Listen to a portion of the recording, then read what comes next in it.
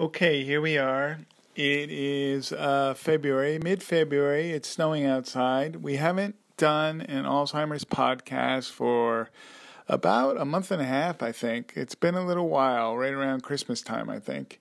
We're sitting here in our family room with our bunny. Pepper's in the library. She hurt her leg, which has been a real disruptive event and upsetting, especially for Bella. And I think, we've been through a lot in the last month and a half. And we've been through some struggles. We've had some ups and downs. And we'll talk about those. So what do you think, hon? I think it's been kind of a tough last 6 weeks. It definitely has been a very tough period.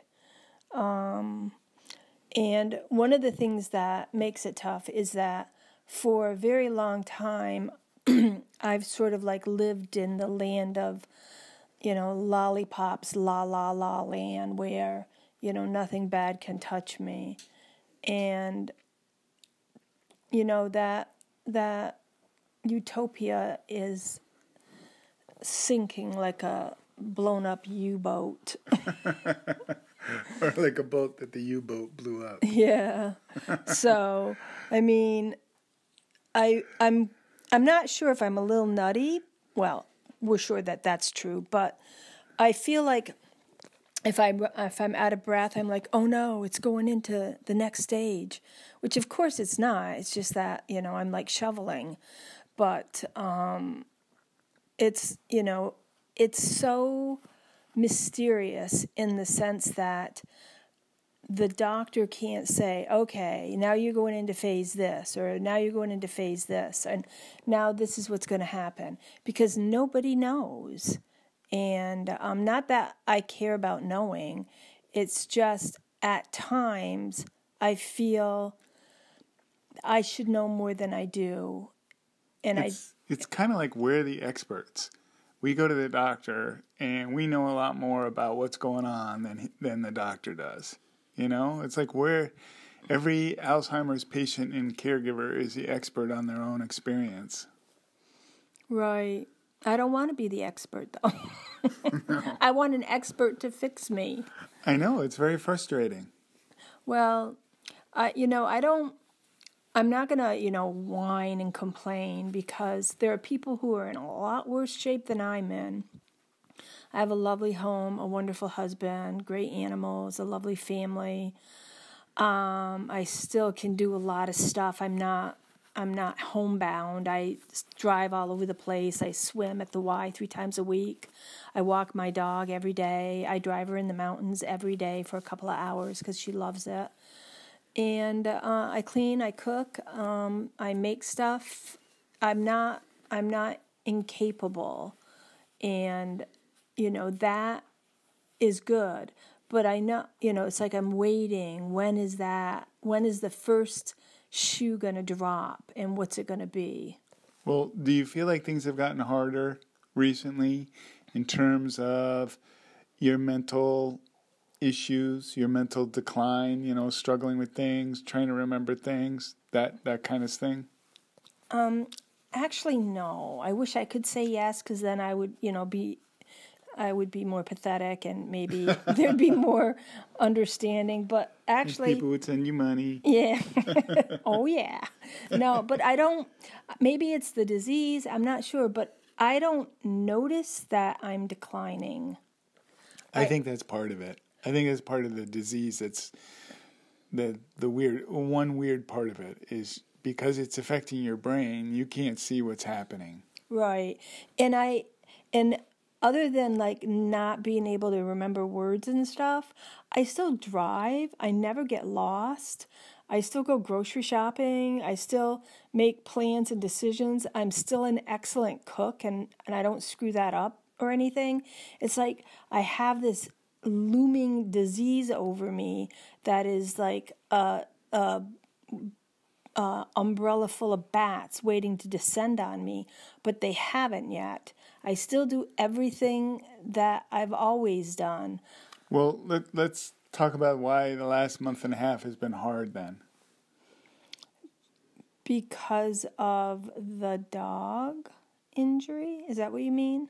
Whatever has made the last month and a half hard.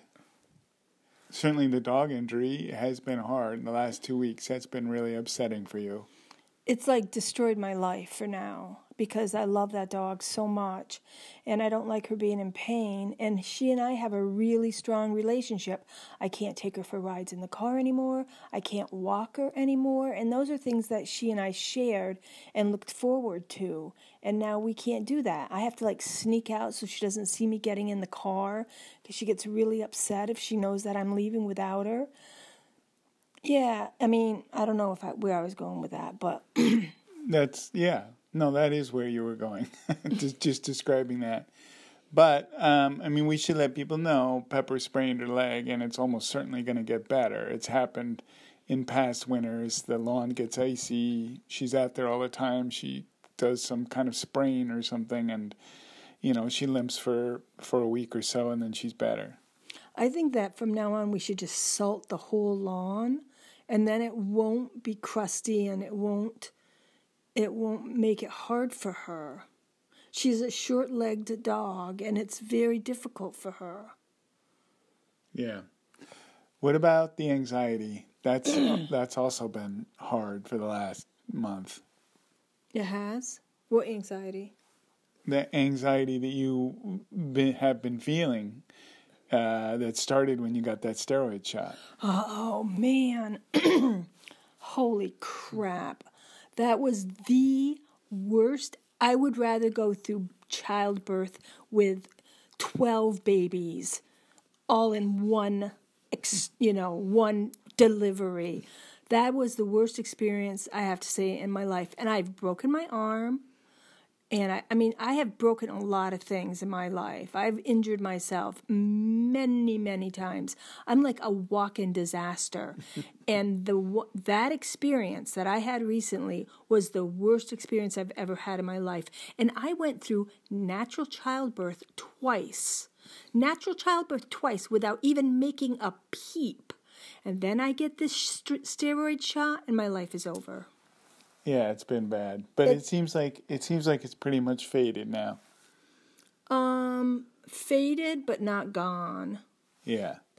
I will never, ever, ever have another. I didn't even know I was getting a steroid shot. All of a sudden, there was a needle in my ass.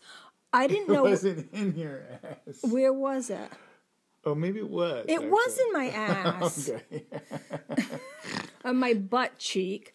But I didn't even know what it was. And all of a sudden, there's a needle in my butt. And I'm like, well, what is that? And they're like... That happens all the time. Don't you hate that?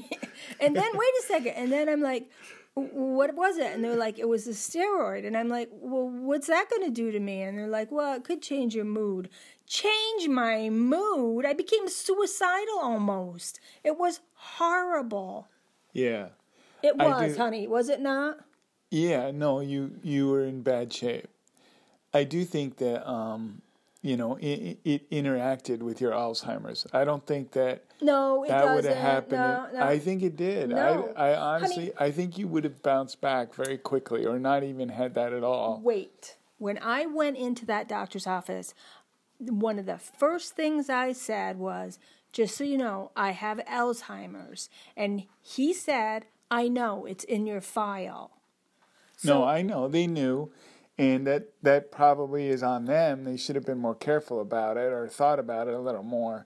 But all I'm saying is, if you didn't have Alzheimer's, I don't think it would have had the same effect. I don't know, honey. I wish you were right, but I'm telling you, I went online and I looked at all these websites of people who had steroid shots, and let me tell you, some people couldn't even go to work for a month.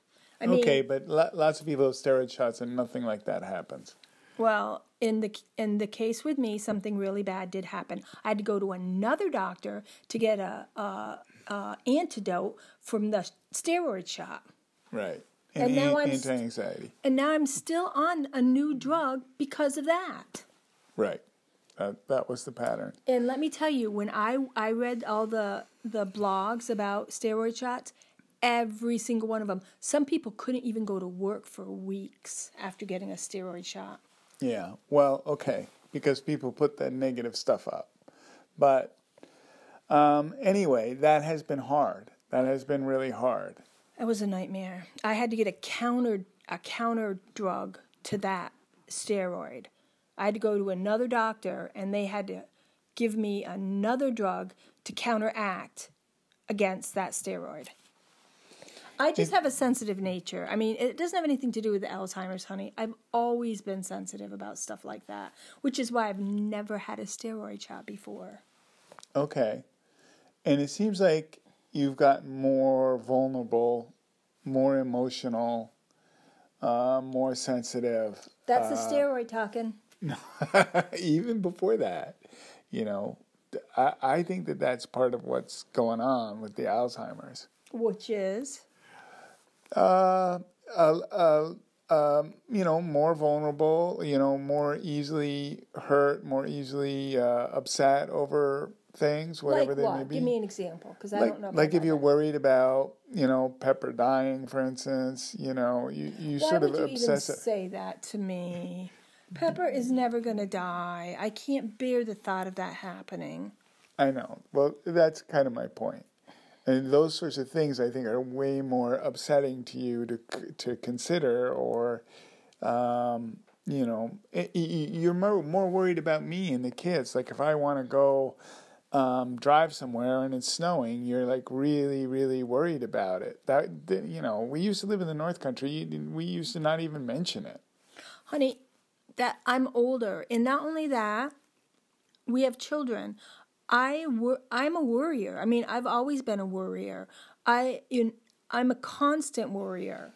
That's the case. I agree, but I think that was counteracted in the past and by other qualities that you had, or that you were busy, or you were able to put it out of your mind, but now you're not, and you get kind of stuck in like these whirlpools of concern and worry and fear. That's always been me, honey. I've always been that way. I used to, on my way home from school, or on my way home to school, when I was like in first grade, I used to walk to school by myself.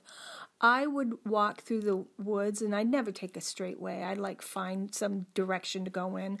And if I found like a small animal that had been, had died or something, I would spend an hour digging a hole, burying the animal, and doing a little prayer and making a little cross over it.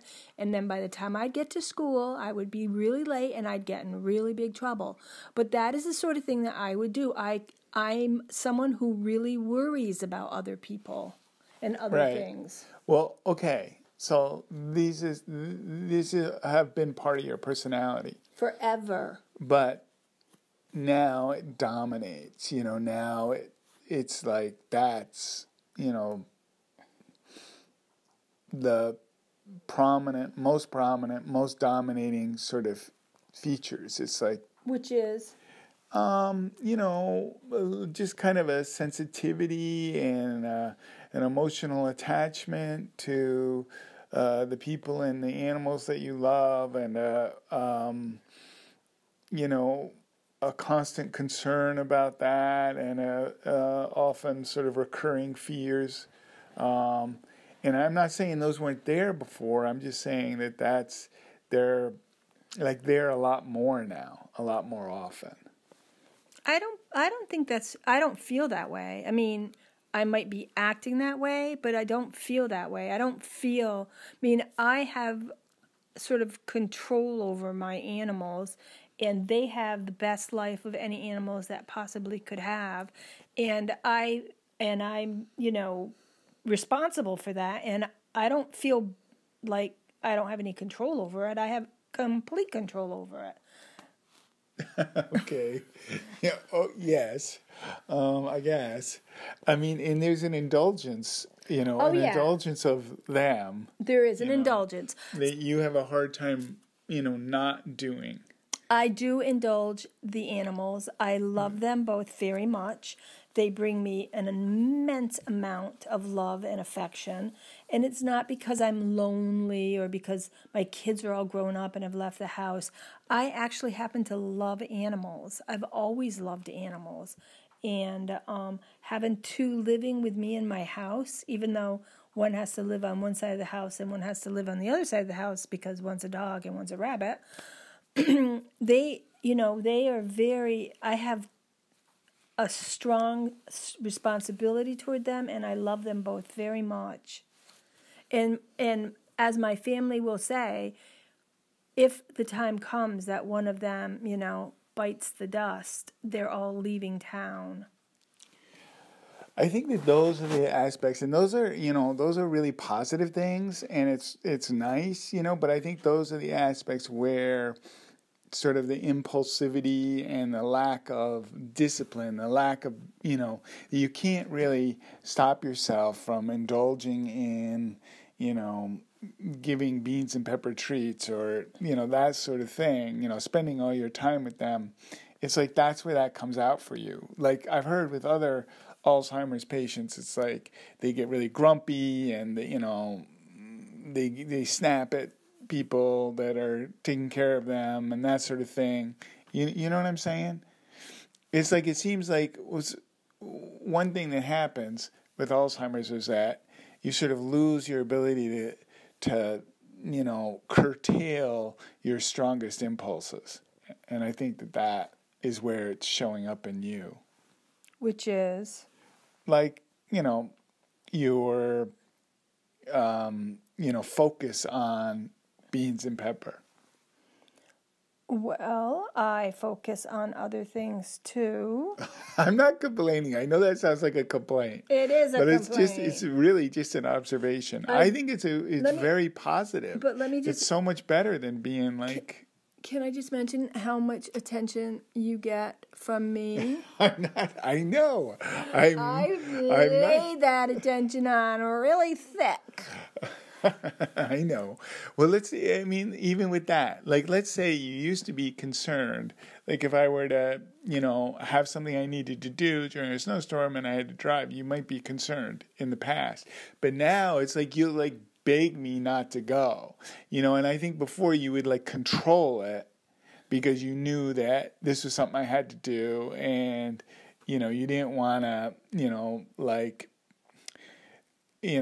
burden me with having to say, no, I'm going all the time, but now you're it's very hard for you to resist that, that impulse. Well, I'm not saying this is the case, but it is true. A lot of people do this where they will say, no, please don't go, because if something happens, you feel a little less responsible.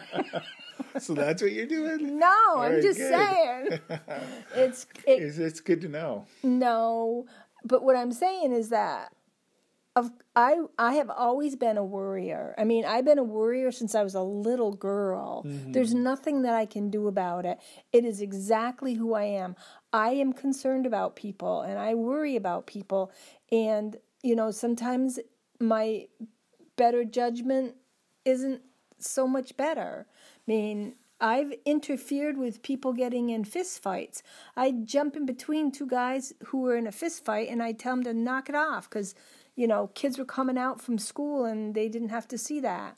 Or when a woman was dragging her kid down in the mall, screaming and kicking, and I would go over to the mom and say, look, why don't I just keep, your child for a minute and you can go do what you have to do and we'll just sit right here and wait for you.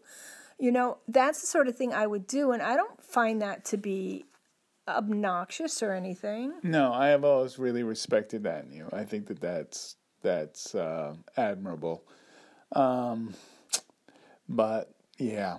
So how do you feel in yourself as far as, your self-confidence and that sort of thing?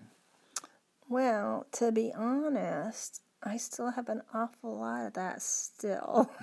Really? Yes. I have a whole lot of self-confidence. I think I'm great. And even if I screw something up, it's just like, oh, well, shit happens. Okay, that's good. Because sometimes you seem like you're a little bit tentative. I'm not sure if I would ever use that term on myself. Tentative? Yeah.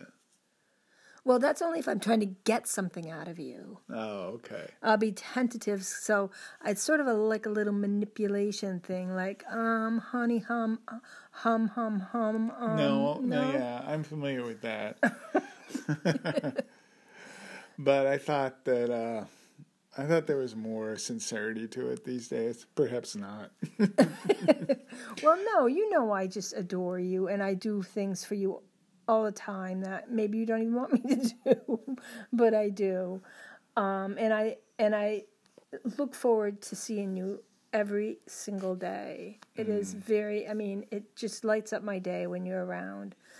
And I know I'm annoying, and that has nothing to do with Alzheimer's. I've been annoying forever, as you well know. Mm-hmm.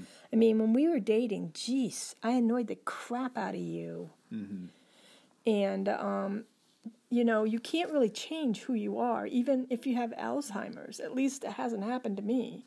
I'm still, what was the term that people used to use on me? The aggravator? Oh, Aggie. That's right. Aggie, because I would aggravate people because I would not let go of something. Yeah. And I still have a little bit of that left in me, but I've grown up a lot, and, I've tried not to be that way. Mm-hmm. My strongest personality trait is that I really like to care for things, whether it's my plants, whether it's my children, whether it's my house, my husband, my animals. That is a purpose for me. Right. I have to have something to take care of. Right. And that makes a lot of sense. And that's the way it's always been. And I know that I have this horrible, dreaded disease, and it's eventually going to kill me, but I'm going to eventually die anyway.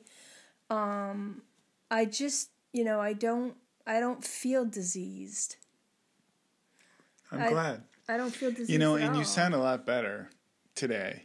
You sound a lot. I mean, this whole anxiety thing has been a struggle, but it seems like that's because of the steroid shot. I know, but it's been a struggle regardless, and it seems like you have turned a corner on that. Yes, I have. I feel like it's finally leaving my system. I've been taking I know this is stupid, but really, really hot showers, which I hate. But I'm thinking maybe I can just my pores will open and all that stuff will just ooze off me. That's probably why you're feeling better. No, but I'm just a unnatural person. I don't like anything that doesn't need to be done unless it's really, really necessary. I mean, I went through childbirth twice without making a peep. Natural childbirth, mind you, twice. And the doctor didn't even know I was in labor because I was so quiet.